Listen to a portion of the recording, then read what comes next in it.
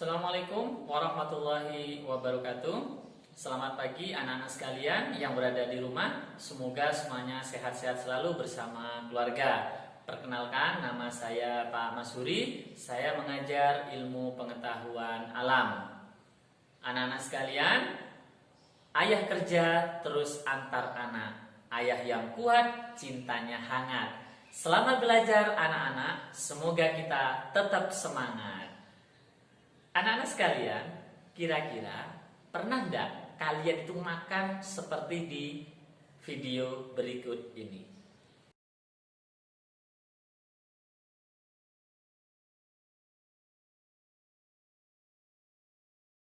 Ya, jika kalian pernah makan sebanyak yang ada di video tadi, kira-kira jadi apa ya makanan sebanyak itu?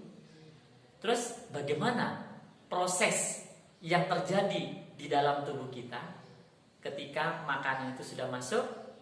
Nah, tujuan pembelajaran kali ini adalah melalui percobaan sederhana kita akan mempelajari proses pencernaan di dalam tubuh kita. Anak-anak sekalian, ada yang bisa bantu saya mengingat organ pencernaan apa saja ya yang sudah dipelajari waktu SD? Silakan, ada yang bisa? Mungkin Budi atau Wati? Silakan. Iya, sangat baik sekali ya. Betul apa yang disebutkan tadi, bahwa organ pencernaan di dalam tubuh kita itu ada mulut, kemudian ada kerongkongan, ya, ada lambung, ada usus, dan juga ada anus. Kira-kira anak-anak masih ingat enggak apa ya fungsi dari masing-masing organ pencernaan tersebut? Gimana? Ada yang masih ingat? Nah, untuk mengingatnya, anak-anak mari kita ikuti penjelasan berikut ini. Yang pertama, anak sekalian, kita punya yang namanya mulut. Ya, di mana mulut ini mempunyai gigi, ya, yang membantu kita untuk mengunyah makanan agar menjadi lebih kecil dan lebih halus. Lalu, di dalam mulut juga terdapat yang namanya kelenjar ludah. Dan di dalam kelenjar ludah itu dia menghasilkan yang namanya enzim tialin. Ya, itulah kenapa setiap makanan yang kita punya itu terasa sedikit manis, karena memang peranan dari enzim tialin tersebut. Lalu yang kedua, setelah makanan itu berada di dalam mulut kita dan dikunyah oleh gigi, maka dia akan melewati yang namanya kerongkongan. Kerongkongan ini sebagai saluran pencernaan, ya, sebelum makanan itu masuk ke dalam lambung. Dan kerongkongan ini anak sekalian melakukan yang namanya gerakan peristaltik agar makanan yang awalnya dari mulut itu kemudian bisa masuk ke dalam lambung kita. Sehingga melalui kerongkongan, dan kerongkongan itu mengalami yang namanya gerakan peristaltik agar makanan itu turun menuju ke lambung. Lalu yang berikutnya adalah ada organ lambung. Ya. Nah, organ lambung ini, di dalam lambung ini makanan yang sudah dikunyah harus dihaluskan lagi agar bisa diserap oleh tubuh kita. Ya. Tentu lambung kita melakukan yang namanya gerakan meremas, ya, meremas. Kemudian dia juga menghasilkan yang namanya getah lambung. Ingat, di dalam getah lambung ini, ya, nanti akan membantu proses pencernaan makanan, ya, agar sekali lagi sari-sari makanan itu bisa diserap. Lalu berikutnya, setelah dari lambung, makanan itu akan melewati yang namanya usus. Kita tahu bahwa usus kita itu ada dua. Yang pertama adalah usus halus, kemudian yang kedua adalah usus besar atau kolon. Nah, untuk usus halus ini anak sekalian terdiri atas 3 macam. Yang pertama adalah usus 12 jari. Kenapa dikatakan 12 jari? Karena ukurannya itu kalau kita tempelkan ya, jari-jari kita di sini ya, itu seperti panjangnya seperti 12 jari. Nah, kenapa disebut dengan usus 12 jari? Lalu yang kedua adalah usus kosong atau yang dinamakan dengan yeyenom. Berikutnya ada usus penyerapan atau dikenal dengan istilah ileum.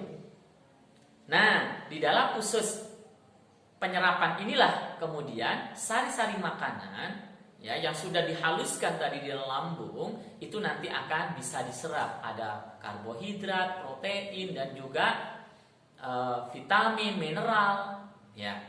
Kemudian setelah itu ada yang namanya usus besar atau kolon. Nah, di dalam usus besar inilah terjadi penyerapan air agar nanti berpengaruh, dan ini berpengaruh pada proses akhir yaitu untuk dikeluarkan dalam bentuk feses. Nah, anak-anak sekalian, setelah dari usus ini terjadi penyerapan dan kemudian ada sisa-sisa makanan atau sisa-sisa pencernaan itu, maka selanjutnya dia akan disimpan di rektum sebelum dikeluarkan. Nah, saat dikeluarkan baru kemudian melewati yang namanya anus. Itulah anak-anak sekalian fungsi dari organ pencernaan di dalam tubuh kita. Nah, anak-anak sekalian, tadi sudah Pak Masuri jelaskan mengenai fungsi dari organ-organ pencernaan.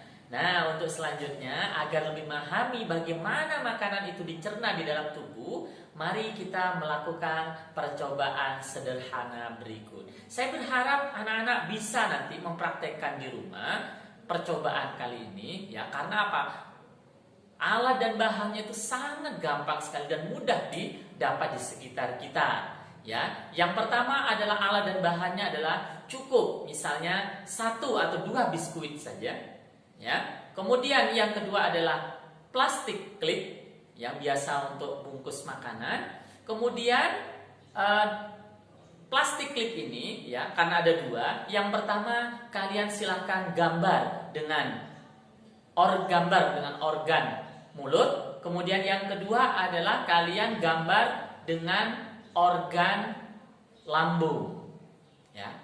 Lalu bahan yang ketiga adalah air. Yang keempat adalah perasan jeruk nipis. Yang kelima adalah tisu kering atau kalau ada anak-anak bisa pakai handuk yang sudah tidak terpakai kemudian dipotong kecil. Lalu yang ke-6 itu adalah kresek kecil. Nah, bagaimana cara kerjanya? Cara kerjanya, anak-anak nanti bisa melihat prosedur kerjanya melalui link berikut ini. Silakan itu bisa di-download ya. Nanti kalian pelajari, ikuti prosedurnya, kemudian kalian praktekkan di rumah. Pak Masuri minta nanti anak-anak ketika melakukan praktek ini silakan direkam tahapan-tahapannya. Kemudian jangan lupa rekam dalam bentuk video dan jangan lupa diskusi atau pertanyaan yang diberikan pada kolom LKPD tersebut, silakan anak-anak kerjakan, diskusikan. Kalau perlu, tidak apa-apa, diskusi dengan keluarga, dengan ayah, ibu, atau kakak. Kalaupun misalnya kalian mau berdiskusi dengan temannya, silakan nanti hubungi temannya, apakah lewat WA atau video call dan lain sebagainya. Nanti jangan lupa hasil rekaman video kalian ketika melakukan praktek itu kalian kirimkan melalui nomor berikut ini ya. Nah, itulah anak-anak sekalian proses pencernaan di dalam tubuh kita ya. Agar lebih paham, sekali lagi silahkan LKPD itu dikerjakan.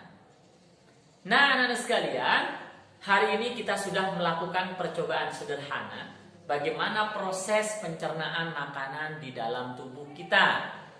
Dari kegiatan tersebut ditambah mengerjakan LKPD, setidaknya anak-anak bisa mempunyai gambaran bagaimana proses pencernaan makanan di dalam tubuh kita. Jika ada kesulitan dan kalian mau bertanya, silahkan menghubungi nomor WA atau nomor diajukan pada WA group, atau juga bisa menghubungi Pak Masuri tadi di nomor yang ini. Ya.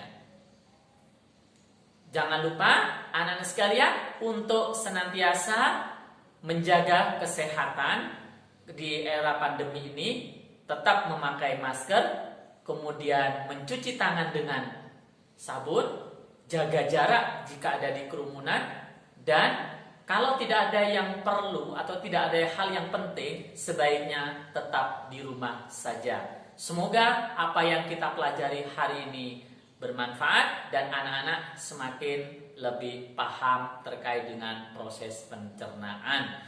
Kurang lebihnya mohon maaf, pagi-pagi melihat awan. Jumpa lagi pada lain kesempatan. Assalamualaikum warahmatullahi wabarakatuh.